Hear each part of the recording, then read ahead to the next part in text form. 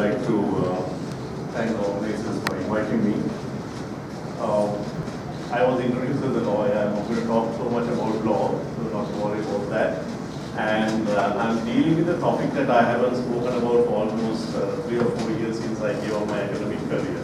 So I might be a little rusty, but I still do a lot of reading and research on this area. And I'm just trying to introduce certain concepts because when I was invited to speak in this particular session, one of the things I was wondering was, as a lawyer, what am I going to say to, especially, something relevant to this particular topic. And then when I went through certain papers, I realized that some people were talking about sustainable development, sustainable construction. Then I realized, okay, that's the area that I know. I have done some research in the past, so let's try to focus. So I'm trying to give an international perspective to a common problem and get you to think about something, slightly differently to perhaps, what you are used to.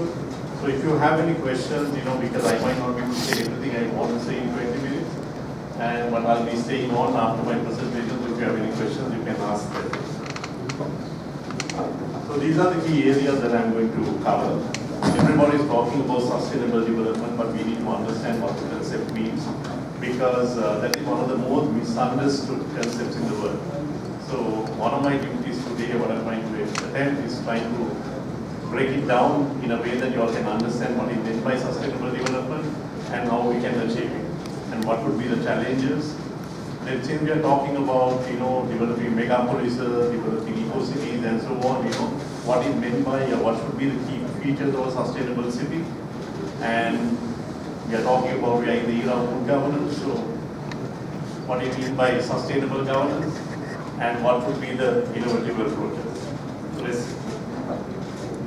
The concept of sustainable development came to the global forefront in 1987 when the UN Convention on Sustainable Development, or we call it the Brundtland Commission, tried to give a definition to the concept of sustainable development.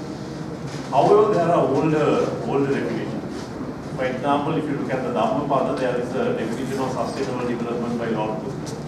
I can't remember the exact wording, but I have written about it in a paper. And if you do a research, you might be able to find it. Likewise, if you read the Bible or the Quran, there are definitions of sustainable development found there. Nothing new.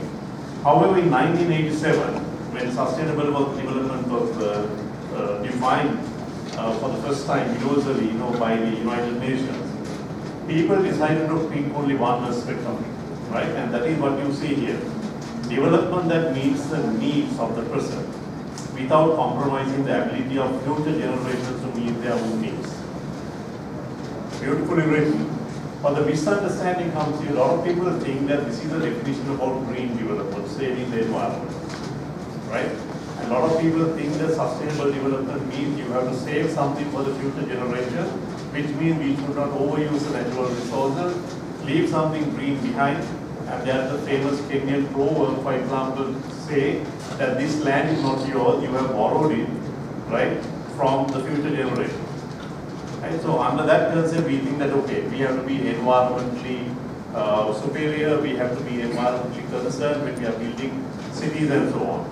But there's another part of this definition that has been overlooked by a lot of people. And the overlooked part is here. So it says, sustainable development contains within it 2 key concepts. What are these concepts? The needs, in particular, the essential needs of the world's poor, to which overriding priority should be given. Right? So the priority in sustainable development is not about green development. It is part of it, but it's not the priority. Priority should be given to the needs of the poor, poverty eradication. Right? And then the second part is limitations imposed by the state of technology and social organization on environment's ability to meet the present and future needs. We keep on developing technology, the social demand go up, and we are overtaxing the environment. So that is the second part. But the first part is, overriding poverty is there. How do we address that? How do we address the question of poverty? Every government, whether it's in Sri Lanka or any other country, every changing government, every old government, this is a challenge that they have tried to deal with. If you want to focus on eradication of poverty, The issue is how do you focus on eradication of poverty and preserving the environment and striking a right balance. Now, for example, years ago, I was invited for a conference in some rural area in India, and I went there with a German professor. And this German professor was giving a talk on climate change. And he was telling a bunch of villagers, telling them, we have made big mistakes. Don't dream, don't aspire to be like us. The way you live, is fine. And then one of those villagers who, could speak English said that my monthly income is less than, $15. My monthly income is less than $15. And I would like to educate my children and, get them to become doctors, engineers, and so on. I would like to, not live in a mud hut, but live in a beautiful house. I would like to have a washing machine, a fridge, an air conditioner, car. And you think all these things are not environmentally friendly, so therefore live the way I live. Why didn't you think of that 50 years ago, right? Why are you saying that to us after you have developed your country? So that's the issue that we are dealing with.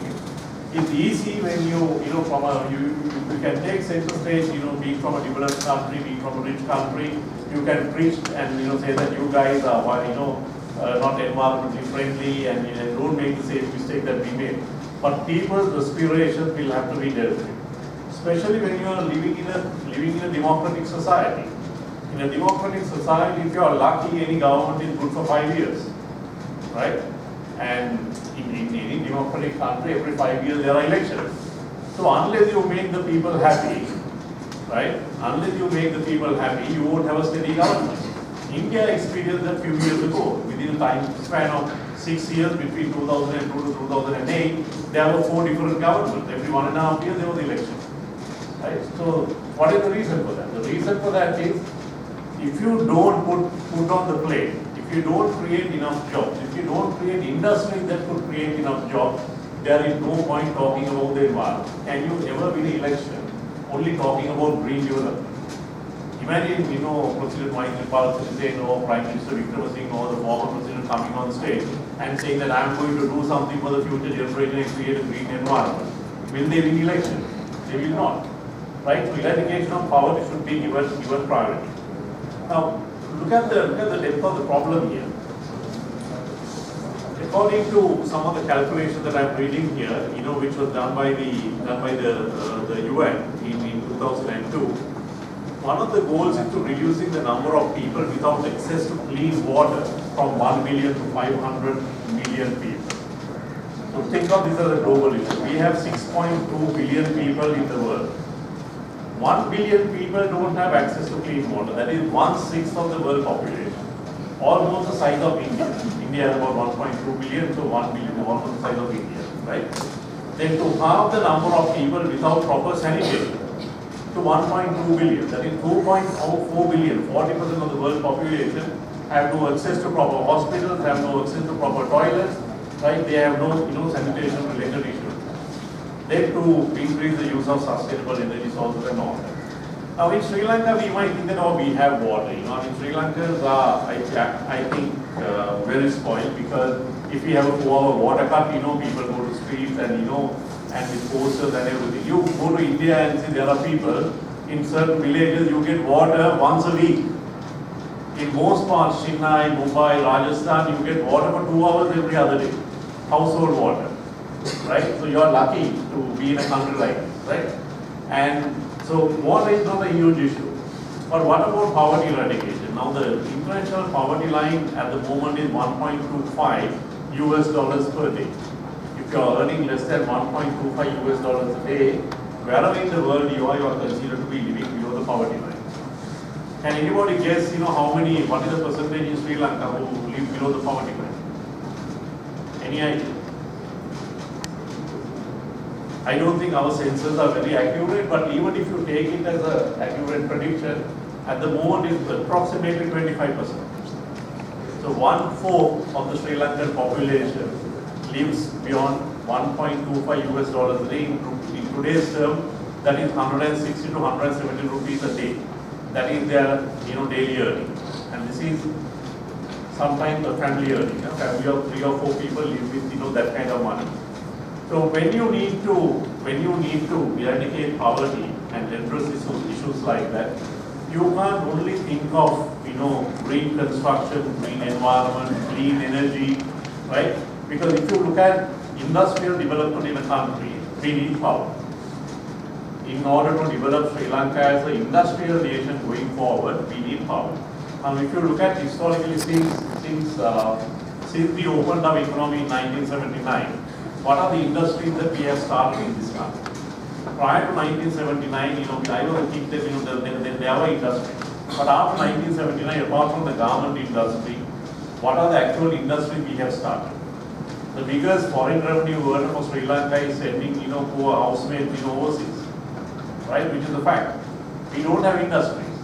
So if we have industrial parks and all, but what are the big industries? We don't manufacture anything.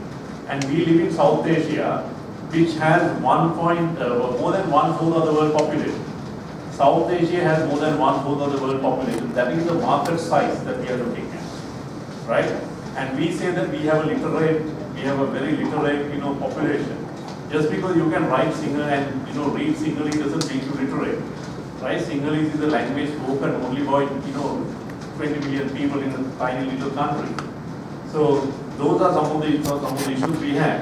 And if we want to focus on industries, we need energy, right? And if we need energy, you have to go for the cheapest energy that is available to make your industries profitable. So what is the cheapest energy? Cheapest energy would be coal, right? But coal is not environmentally friendly. So if we give up coal and if we try to focus on, let's say, wind energy, how many windmills can you build in Sri Lanka, right? Windmills, our wind patterns are, not heavy like in Netherlands and so on. They are not very practical. And hydropower, due to climate change and various conditions like that, we don't have the same water pressure in our waterfalls and all that. So as a result of that, hydropower has failed. We don't have natural gas, right? People try to focus on, sea waves and all that, but research is light years, behind, to achieve something like that. We have to focus on the cheapest energy. So once the industries start building up and we start creating employment opportunities for the people, everything else will be fine, right? But then we need to focus on that first. So this is why even when the UN Millennium Development Goals were set, if you look at the set, it's a seventh goal that talks about ensuring environmental sustainability. They have given priority to so many other things. Eradication of extreme poverty is number one, achieving universal primary education, promoting gender equality, reducing child mortality, and so on. There are so many other things that have to be achieved. So when we talk about developing a megapolis or developing the new urban system in countries like Sri Lanka, we should not focus only on the physical infrastructure. And we should not only focus on building physical infrastructure, looking at the future community. I'm not saying that is not important, it is important. But at the same time, we must see, if you are building cities, we must build cities for the present civilization, present generation, and the future. The moment you start talking about the present generation, we have to think of, how are we going to cater to this population? What are the things that need to be done?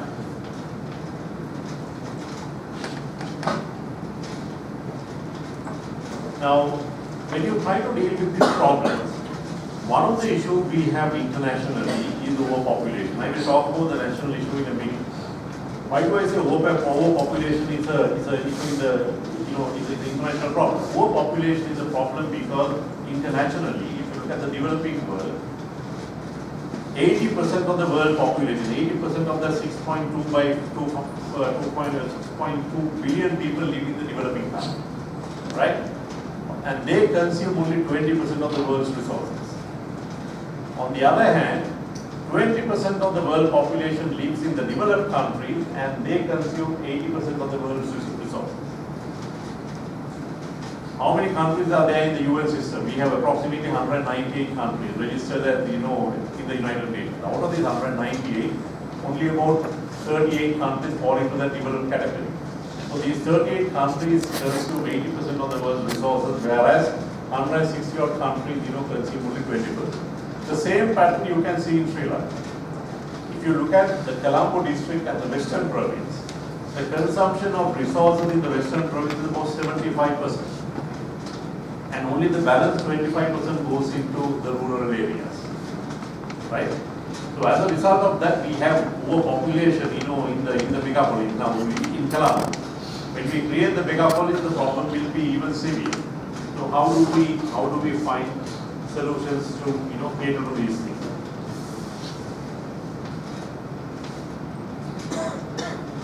So the point that I want to come to is that, sorry I skipped a few slides in order to save time. The point that I want to come to is that it's very easy to say that we are going to build modern cities, that is the way to go forward, environmentally friendly. This is actually artistic impression, by Australian architect, I think, something that they want to replicate, in some province in China. And I was personally involved, in the Colombo Port City project. I have seen the artistic impression, architect's impressions, These are fabulous, fabulous modeling, and so on. But the hidden problems should not be overlooked, right? Because when you talk about sustainable development, even as far as the physical infrastructure is concerned, it means different things to different people, right? If you take this picture, right, if you look at the rich man, you see a beggar on the road and you don't want to see. You hate to see beggars. Sometimes even that happens to us. We drive, in a nice car, and then suddenly a beggar comes and knocks on your, window, and you don't want to open the shutter and give them money. You find it annoying. Sometimes you might do it, sometimes you might not do it. So you want to kind of hide them away. But where can we hide them? Where is the solution? On the other hand, majority of our population, right, is probably the like this couple. Look at what happened when there were floods in Colombo. Their biggest possession, they are that curtain, they save everything and the dog. And we were a vote on country, right? And most of you guys, have a military background, and you understand. I don't need to tell you what the issue is. And some countries, even in Sri Lanka, we have slums like this, right? You don't realize we have slums now. Like last week, for example, I was sitting in an interview board at Royal College.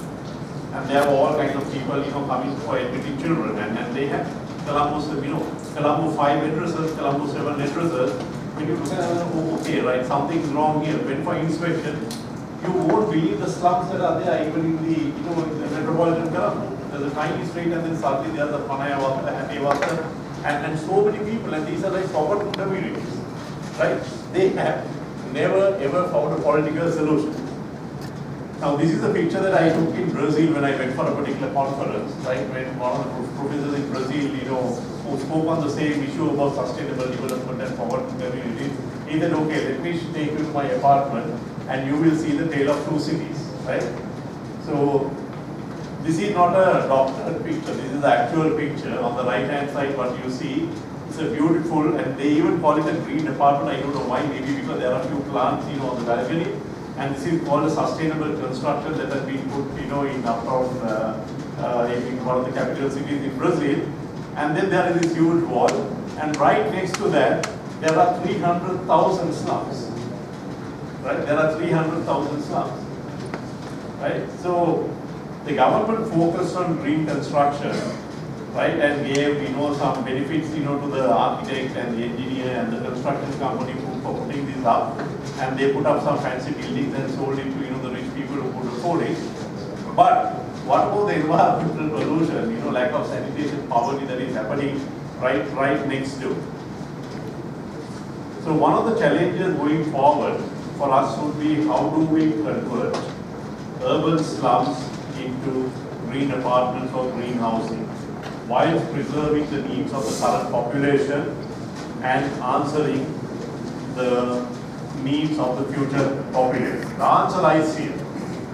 Now, I don't have the time to go into details here, but answer lies here because at the end of the day, you need to strike a right balance between three often competing principles.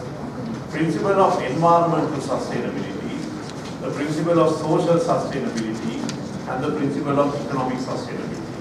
If we focus only on economic sustainability, then we might sacrifice on the environmental sustainability and the social sustainability. Because when you talk about economic sustainability, sometimes, at least at the beginning, only the so-called rich and the affluent people, might benefit.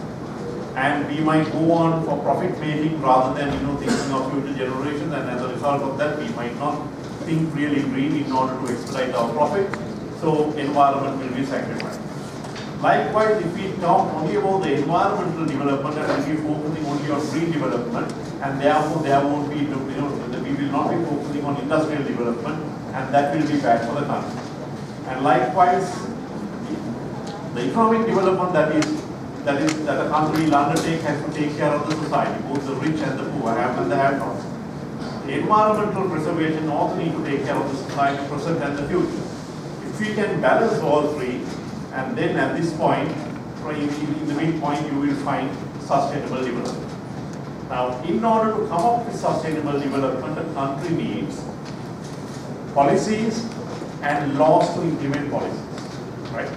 You need policies and laws to implement policies. Now, most of you are students, so I am going to give you a task. I don't need to say this to you. Do your own research and find out what is the sustainable development policy in Sri Lanka. Check whether the previous government, the new government, the government in the year 2000, government in the 1990s, has any government ever come up with a sustainable development policy, right, which they have used to educate the people, right?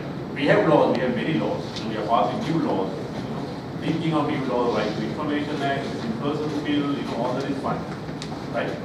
But do we have a proper sustainable development in this country which addresses the needs of the present generation and addresses the needs of the future generation? My answer to that is unfortunately no. So until we find a solution to that particular question and put a sustainable development policy in place and then have supporting laws to implement it, we will remain a developing nation, irrespective of what politicians would say on the political side. So that's what I have got to share with you. If you have any questions, you can ask later. Thank you very much.